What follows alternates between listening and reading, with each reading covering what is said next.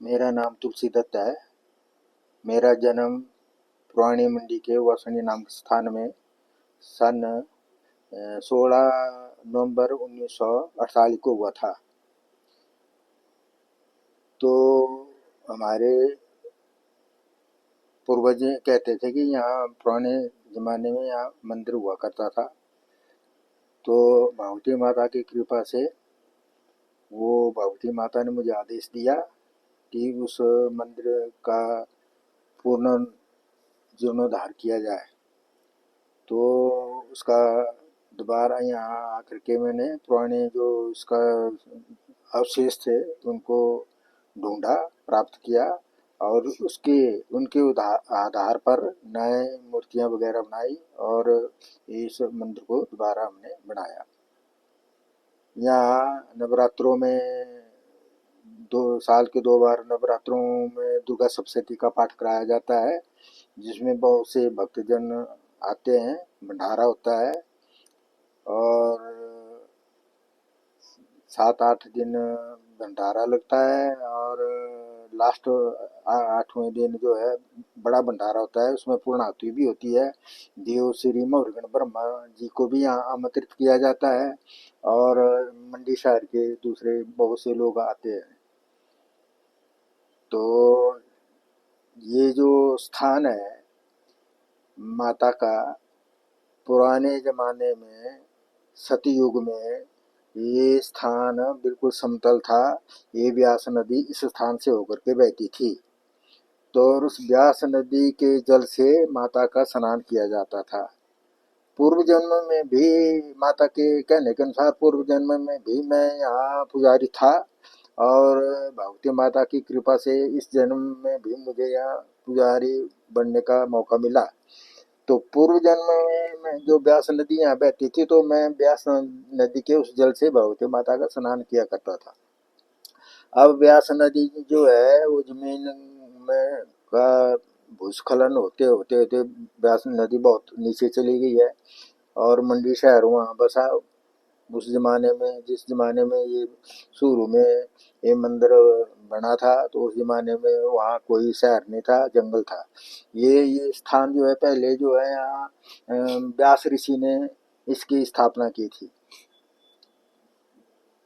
व्यास ऋषि ने इसकी स्थापना की थी और उसके बाद फिर कई साधु संत लोग आते जाते रहे, उन्होंने यहाँ भी पूजन वगैरह किया और फिर उसके बाद जब मंडी में राजा अजबरसैन ने पहला अपना राज्य स्थापित किया तो उसके पोते साहिब सैन ने यहाँ भगवती माता के और जारवीर गुग्गा के पुजारियों का के लिए वेतन लगाया था। उस जमाने में बड़ा कम वेतन मिलता था और वो देख रेख करते थे। तो उस जमाने से हमारे पूर्वज यहाँ पूजा पाठ करते आ रहे हैं और उन्हीं के वंशज हैं हम। आज हम भी कर रहे हैं यहाँ पूजा पाठ। तो जहाँ तक है भगवती माता महिषासुर मर्दिनी, जब महिषासुर दैत्य ने तीनों लोकों में अपना राज्य कर लिया था, स्वर्गलोक, मर्त्यलोक और नरक पाताल लोक, इन तीनों लोकों में महिषासुर ने अपना राज्य स्थापित कर दिया था और देवताओं को स्वर्गलोक से उसने निकाल दिया था।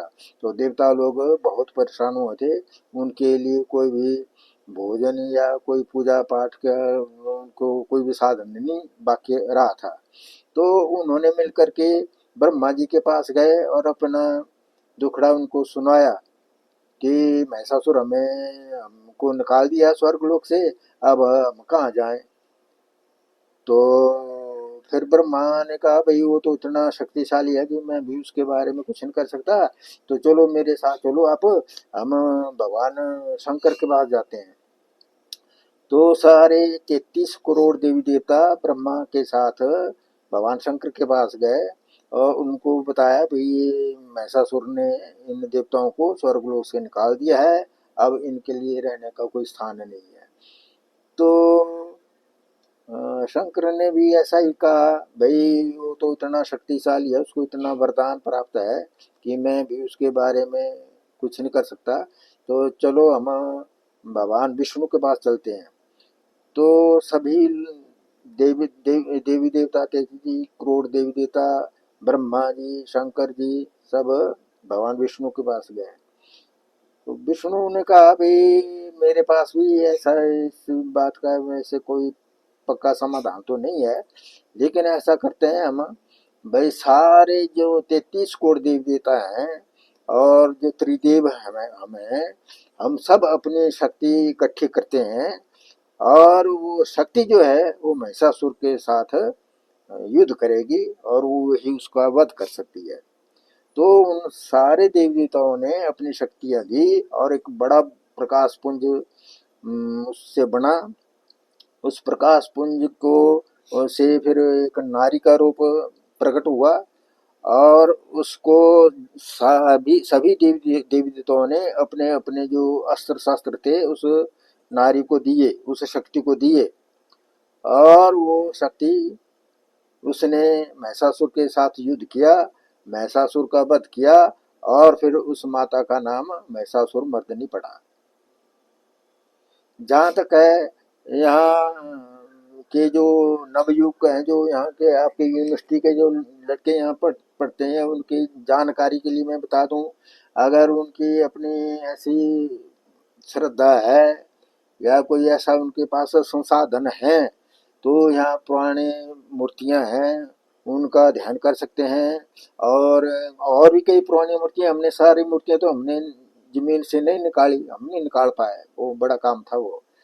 तो जो भी हमें मिली वो हमने रखी हुई हैं, उनका ध्यान कर सकते हैं वो किस समय की, क्योंकि मैंने यहाँ तक के भगवान व्यास देव ने जो सबसे पहले यहाँ स्थापना की थी भगवती माता की और शिवलिंग की, गणेश जी की, और ऐसे दो तीन देवता और भी हैं, तो उनकी मूर्तियां भी हमने रखी हुई हैं संभाल कर। हमने उनको 12 फुट नीचे खुदाई करके निकाला था। तो उस जमाने के मुताबिक वो उस जमाने में कोई कारीगर के हाथ से बनी मूर्तियां नहीं होती थी, वो दरिया के किनारे जो पत्थर होते थे उन्हीं को उन्हीं के अंदर प्राण प्रतिष्ठा करके उनकी पूजा की जाती थी। तो वैसी वो मूर्तियां अभी तक हमने रखी हुई हैं। अध्ययन करने वाले जो छात्र हैं वो उसका अध्ययन कर सकते हैं, वो उनकी अपनी योग्यता है, भाई वो क्या। जी। तो मतलब जैसे विद्यार्थियों के लिए आप मतलब संस्कृति धार्मिक से जुड़ने के लिए आपका क्या संदेश है, मतलब जैसे कि जोड़ना चाहिए, और मंडी वासियों के लिए क्या संदेश है? जैसे नगर निगम मंडी के साथ में और यूनिवर्सिटी का एक कोलैब होके ये ऐप बन रहा है जिसमें सारे मंदिर आएंगे, सारे धार्मिक स्थान आएंगे। तो आप एक लास्ट संदेश जो स्टूडेंट्स को देना चाहते हैं, विद्यार्थियों को और मंडी वासियों को, कुछ भी अपनी तरफ से। इसके बारे में मेरा कहना है ये है, भाई मंडी शहर के या यहाँ के जो यूनिवर्सिटी के जो विद्यार्थी हैं वो सारे मिल करके इसमें यहाँ अपना अध्ययन करके इसको और ज़्यादा विकसित कर सकते हैं इस स्थान को, क्योंकि ये स्थान बहुत ही रमणीक स्थान है। यहाँ से नीचे जो है मंडी शहर है, मंडी शहर के ऊपर ये स्थान है, तो इसको और ज़्यादा विकसित करने के लिए अपने जो है विचार रख सकते हैं, अपने कोई जो भी उनकी सामर्थ्य है उस सामर्थ्य के अनुसार यहाँ कार्रवाई कर सकते हैं। ठीक है पंडित जी, धन्यवाद। ठीक है।